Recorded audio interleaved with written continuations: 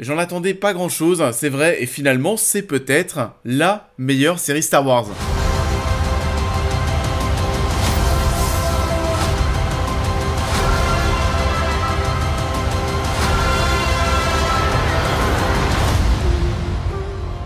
Bonjour à tous, j'espère que vous allez bien. C'est bon, les batteries sont rechargées, je suis un petit peu parti en vacances. C'était plutôt cool, j'ai pris quelques petites couleurs. On relance la machine, les critiques reprennent. On parlera demain des Gardiens de la Galaxie, l'épisode spécial qui sort sur Disney+. Mais avant d'évoquer Marvel, on parle Star Wars. Star Wars Andor, c'est parti. Star Wars Andor, première saison, est composée de 12 épisodes et disponible sur Disney+. L'histoire se concentre sur le personnage de Cassian Andor, apparu au cinéma dans le film Rogue One. Et c'est vrai dans un premier temps que ce show Star Wars Andor, c'était pas forcément celui que j'attendais le plus.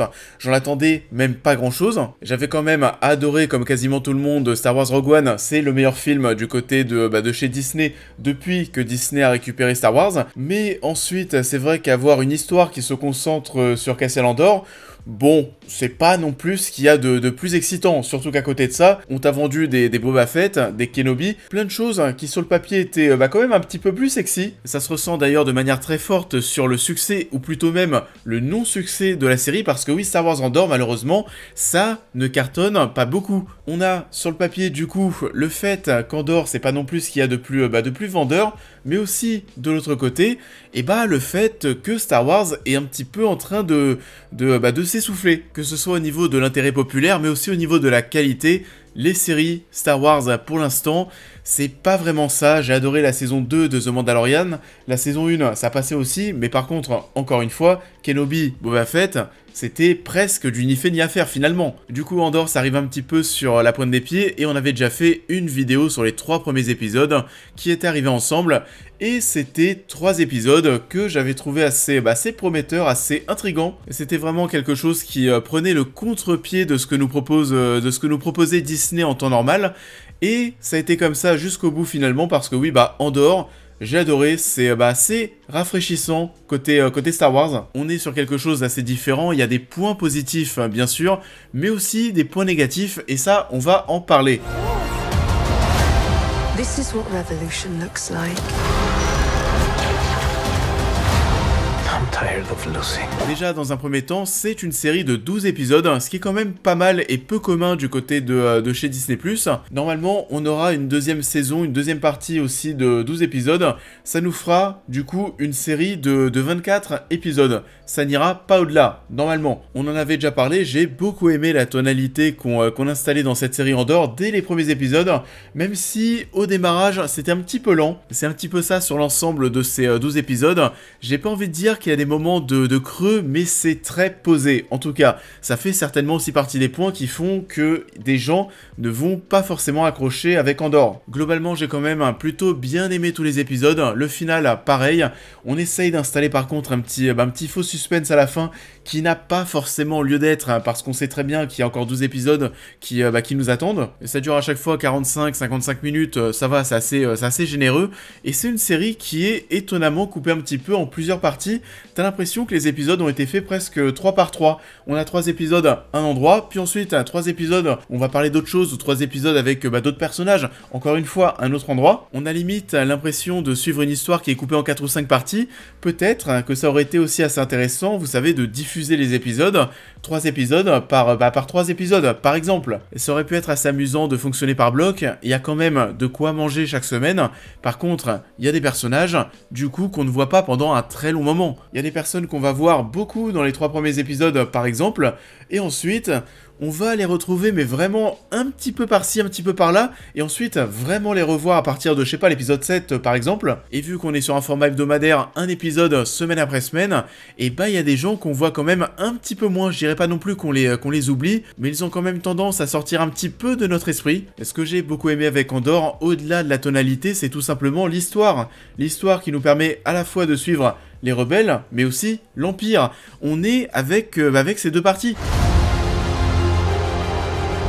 As long as everyone thinks I'm an irritation, there's a good chance they'll miss what I'm really doing. What are you really doing? On est pas mal avec l'Empire, on voit que ce sont des humains, des gens qui ont des émotions. On suit vraiment ce conflit, mais on est au cœur du conflit en fait. On ne prend pas forcément parti parce qu'on voit que des deux côtés en fait, tout n'est pas tout noir et tout n'est pas tout blanc, et ça c'est cool. Il y a un côté très politique, ça va peut-être en faire ronfler certains. Si votre délire avec Star Wars, c'est bien sûr la Force, les Jedi, les Skywalker, les sabres laser, les combats dans l'espace, etc., etc., peut-être que oui, Andor ne sera pas forcément fait pour vous. What I'm asking is this. Wouldn't you rather give it all to something real? Moi, ce côté politique, c'est vrai que c'est quelque chose que j'aime bien, que j'avais beaucoup aimé dans la trilogie du début des années 2000. C'était donc plutôt un kiff de retrouver ça ici, mais vraiment le gros kiff avec Andor, c'est que ça ne fait, pour le coup, pas Disney. C'est pas du fanservice facile, pas intéressant, pas intelligent. On n'est pas là principalement pour faire des clins d'œil, des références. C'est pas le festival de caméos, et ça c'est cool. C'est pas aussi un produit qui est là pour être un pur produit marketing et vendre par la suite des goodies. Le meilleur exemple, le robot qui a Cassian Andor, c'est pas BB-8, c'est quand même beaucoup moins mignon, t'es pas là pour vendre des peluches. On est sur des ambitions d'un point de vue artistique que je trouve quand même plus saine, et comme je l'ai dit plusieurs fois, c'est vrai que cette tonalité, moi je l'ai beaucoup plus aimé, ce côté aussi un petit peu plus complexe. Bon après attention, je dis pas non plus qu'on est dans quelque chose d'aussi sérieux et d'aussi complexe qu'un univers comme Dune par exemple, ça reste du Star Wars, mais du Star Wars traité avec beaucoup plus de sérieux. On est sur une histoire qui est pas manichéenne, ça fait du bien de voir Star Wars traité de la sorte, et ça m'a fait plaisir de retrouver pas mal de beaux noms au casting de ce show.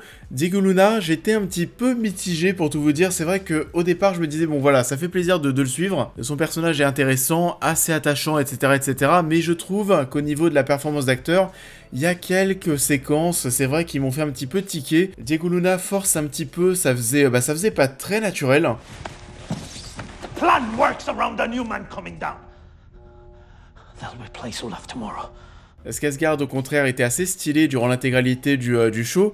Il y a des moments où il fait même assez flipper avec des très gros discours qui sont peu rassurants. Et Forest Whitaker qu'on avait découvert dans Rogue One, on le retrouve ici. C'est pas forcément un très grand rôle, mais bon, ça fait quand même plaisir. Peut-être que la chose qui m'a fait le plus kiffer dans la série au niveau de la présence des acteurs, c'est la présence d'Andy Serkis qui est très bon lorsqu'il apparaît à l'image, et ça a été un super kiff de le suivre durant certains épisodes. C'est peut-être d'ailleurs mes épisodes préférés, et il s'en sort encore une fois en termes d'acting très bien. On préfère le voir en tant qu'acteur plutôt que réalisateur. J'ai adoré aussi le personnage du mec qui est là, qui va se faire virer, qu'on voit beaucoup au début, qui sort un petit peu de l'intrigue, qu'on retrouve un petit peu à la fin, mais je pensais, c'est vrai qu'au bout des 3 premiers épisodes, qu'il allait être bien plus présent. Il est assez attachant, je l'ai plutôt bien aimé, j'aurais peut-être voulu en voir plus. Le personnage aussi de... comment elle s'appelle sa copine Bix, je crois. Elle aussi c'est pareil, plus on avance, moins on a l'impression de la voir, et c'est là où je reviens sur ce que je vous disais.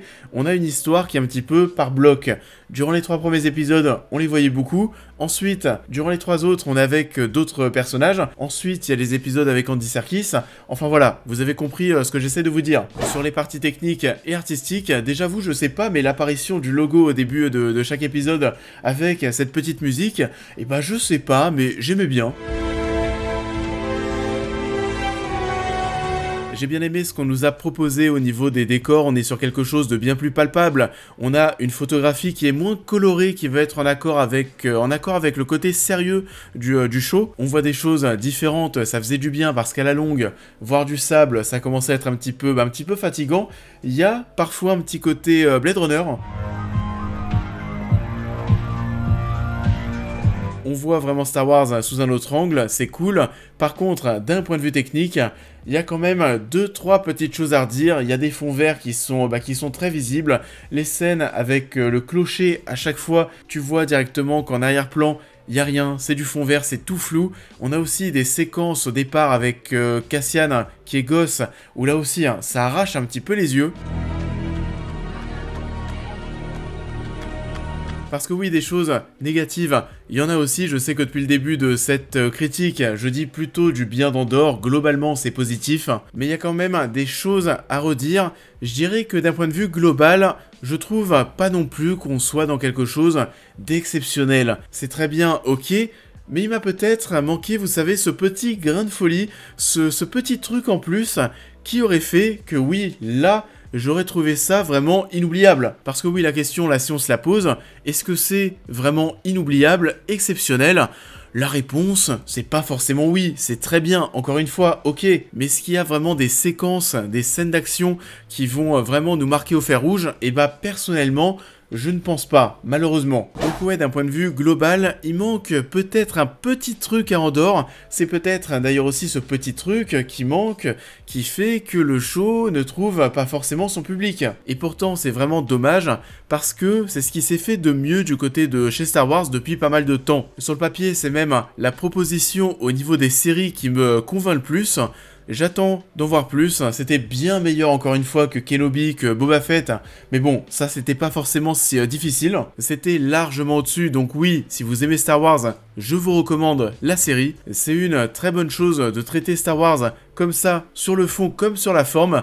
Il manque un petit truc, j'espère que je l'aurai dans les 12 épisodes qui vont arriver ensuite. You're in my net. Ça en est tout pour cette vidéo, j'espère qu'elle vous aura plu comme d'habitude, je vous invite à la liker, à la partager, à me dire en commentaire ce que vous avez pensé de l'œuvre en question, à vous abonner, à me suivre sur l'intégralité de mes réseaux pour toutes les news et réactions à l'actualité, mais aussi à devenir membre soutien si vous souhaitez soutenir mon travail. Et on va se retrouver très vite sur la chaîne pour cette prochaine critique. We're looking for the legendary Kevin Bacon. We're looking for the legendary Kevin Bacon. I just said that, Drax. Your voice is small and mousy. I think maybe he didn't hear you. On va se retrouver demain pour parler encore une fois Disney+, sauf que cette fois-ci, eh bah, ce sera Marvel. Cet épisode spécial des Gardiens de la Galaxie pour Noël, qu'est-ce que ça donne ? On va revenir dessus. Je vous souhaite à tous une très belle continuité de semaine et je vous dis à très vite.